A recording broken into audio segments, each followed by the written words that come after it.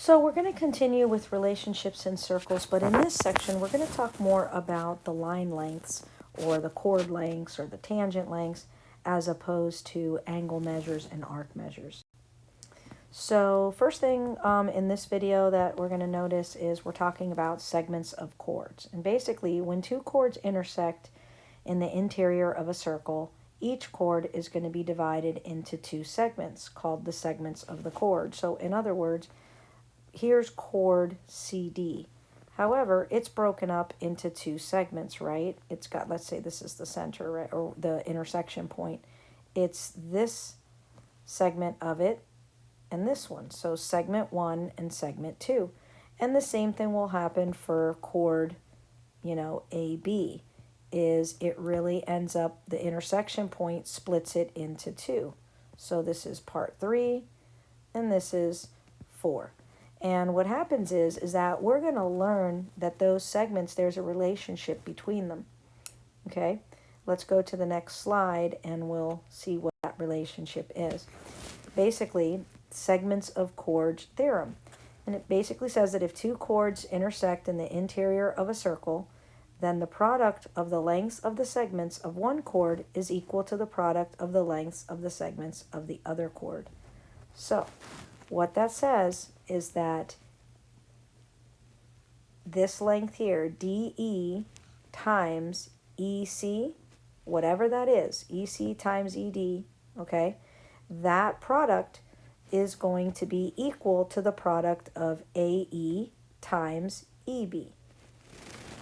So let's say I have some values. Let's say this piece is 3, and this piece here is 8, and this piece here is 4, and I need to know what the next piece is, EB, right? Well, again, I know that if I take the two segments of the red chord and multiply them together, they're going to equal the product of the two blue segments, 4 times x. So 24 equals 4x.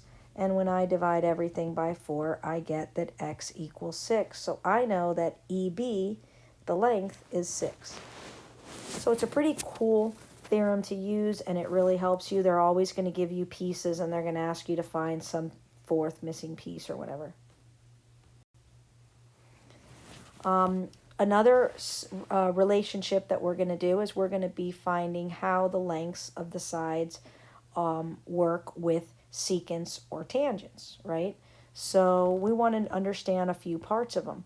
First of all, when it comes to tangents, again, remember that tangents are lines that touch a circle in one spot at the point of tangency.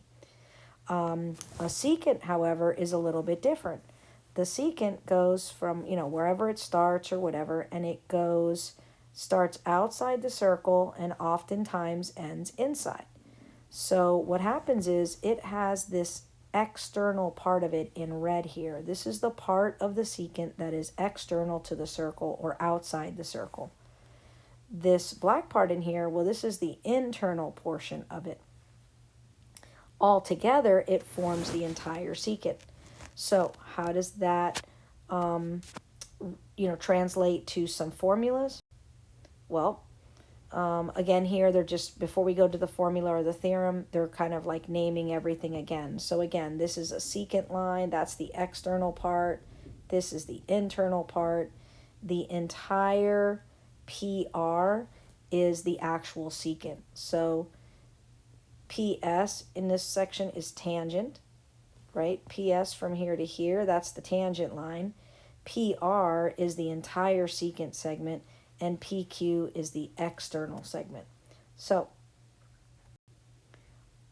what's the rule, right? Well, the segments of secants theorem says that if you happen to have two secant segments and they share the same endpoint outside a circle, down here, this common external point, then the product of the lengths of one secant segment and its external segment equals the product of the lengths of the other secant segment and its external segment. And that sounds incredibly confusing, but what it's saying is this. It's saying that if I take the whole secant here, which is this whole thing, which is NP, and I multiply it to just the outer or the external part, which is ON, that product of the external piece times the whole thing is going to equal the external piece on the other one, which is MN, times the whole other one, which is LN. So again, if I do the whole red line times the external piece is going to equal the entire blue line times its external piece. So again, we'll give you some numbers on this and try to work some problems out in upcoming slides. And the last one we're going to have is, again, remember the first one we talked about were two chords inside the circle. The second one was two secants, out, which started outside the circle. And now we've got a secant and a tangent. And how it works with a secant and a tangent is, again, here's our tangent line, ML. Notice the entire tangent is external, right? And then notice that we have this secant, which has the external part and the internal part, right? This is the external part. So how this works is the tangent squared, so that would be here, ML squared, is going to equal the entire secant times its external component. So the entire thing times the external piece. So let's just now do some math, right? So now you notice here you've got, in this problem here, you have two chords. You've got this red chord, which has values x and 3, and you have this blue chord, which has 12 and 2. And so we know that when they intersected, they divided them up. So we know that the product of 12 times 2 is going to equal the product of 3 times x. So we're going to get 24 equals 3x, and we're going to get, x equals 8. So the missing piece here is 8, because again, we know that the product of the two segments for each chord there is going to equal the product of the two segments of the other chord. When we get to B, we notice that we have our tangent here, and we have our secant line. So we know that the entire secant, right, is 18 plus 6, which is 24. The exterior part is the 6, right, the external secant. So we know that when we're dealing with a tangent and a secant, we know that the tangent squared equals the entire secant times the external piece. So x squared equals 144, and when I take the square root, I get that x is, remember, it's plus or minus 12, but notice that we cannot have a length of negative 12. So the only answer that's valid is the plus 12. So x equals 12 is the correct answer. So again, here we've got in C, we have two secants. We have the external part here, which is 4. We have the external part here, which is 6. And the entire secant, in this case, is 8 plus 4, or 12. And the entire secant is 6 plus x.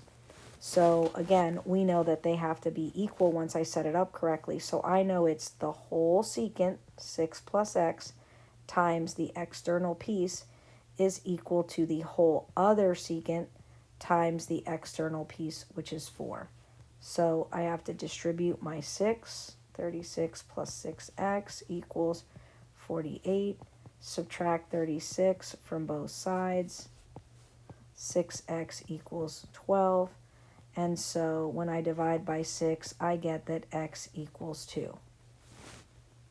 And so that's how we go about solving these problems. And then again, the last one, notice it's a tangent and a secant. So again, in this one, it's going to be the tangent squared equals the sum of the entire secant, which is going to be 3x, times the external secant, which is x. So 100 equals 3x squared divide by 3, divide by 3, and I'm going to get 100 divided by 3 equals x squared. And now this is a little bit tricky. I've got to take the square root of both sides. So how we do this is the square root of 100 over the square root of 3. This is 10 over the square root of 3, and that is not a simplified radical. So I have to rationalize the denominator by multiplying top and bottom by square root of 3. So I know that x equals 10 times the square root of 3 over 3. And that's my final answer there. And so that's how you actually do the math to solve these.